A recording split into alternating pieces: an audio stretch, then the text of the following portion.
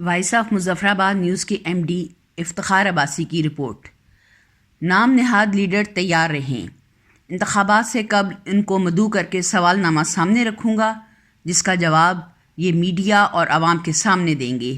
صدر پاکستان تحریک انصاف مظفرآباد سید اظہر گیلانی کی برہان مظفر وانی شہید ڈسٹرکٹ پریس کلب میں دلائل سے بھرپور پریس کانفرنس۔ اظہر گیلانی نے برہان وانی فورم میں اظہار خیال کرتے ہوئے کہا کہ گزشتہ 20 سال سے پاکستان اور بالخصوص آزاد کشمیر میں یہ روایت قائم رہی ہے کہ نون لیگ کی حکومت میں پیپلز پارٹی اور پیپلز پارٹی کی حکومت میں نون لیگ نے عوامی خدمت کے دعوے کیے اور عوام کے دکھ درد دور کرنے کا خوب ڈھول پیٹا۔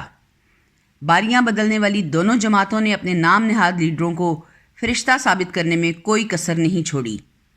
اب ان سے سوال بنتا ہے کہ فرشتہ صرف جماعتوں کا اتحاد اور پی ڈی ایم کی نام نہاد اجتماعی دانش پر مشتمل حکومت میں یہ سب بیٹھے ہیں تو آج عوام کیوں تنگ ہیں؟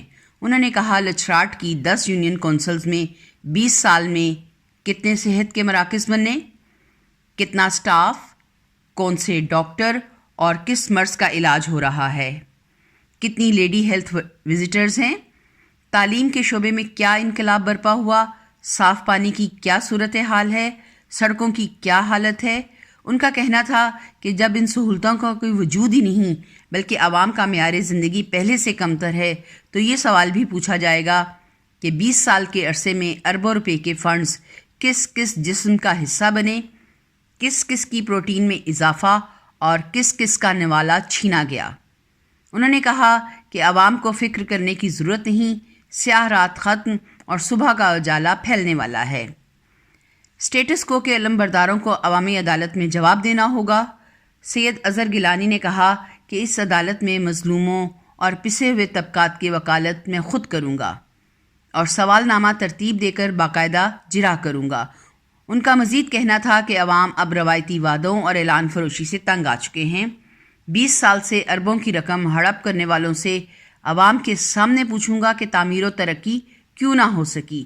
انہوں نے کہا کہ عوام کے اندر نام نہاد اجتماعی دانش کے خلاف نفرت کا پریشر کوکر پھٹنے کو تیار ہے۔ اب عوامی عدالت ہی فیصلہ کرے گی کہ 20 سال تک عوام کی دکھتی رگ اور محرومی پر ہاتھ رکھ کر باری کا انتظار کرنے والی دونوں جماعتیں اکٹھی ہو کر کیسے عوام دشمنی پر اتر آئی ہیں۔ ان کا کہنا تھا کہ سیاست صرف پیشہ نہیں بلکہ اصولوں اور خدمت کے جذبے سے کی جائے تو عبادت بھی ہے۔ خلق خدا کی خیر خواہی خالق کی خوشنودی کا ذریعہ ہے اور اس کا تقاضا ہے کہ عوام کو سبز باغ دکھا کر لوٹ مچانے والوں کا محاسبہ کیا جائے۔ آخر میں انہوں نے کہا کہ ہمارے قائد عمران خان نے پہلے ہی بتا دیا تھا کہ جب ان کی لوٹ مار جو عوامی شعور کے سامنے پیش کیا جائے گا تو یہ اکٹھے ہو جائیں گے۔ آج پی ڈی ایم کی حکومت اور اس کی بدماشیاں خود ثبوت ہیں کہ ہمارے قائد کا ویژن ان باریاں بدلنے والوں سے کتنا بلند ہے۔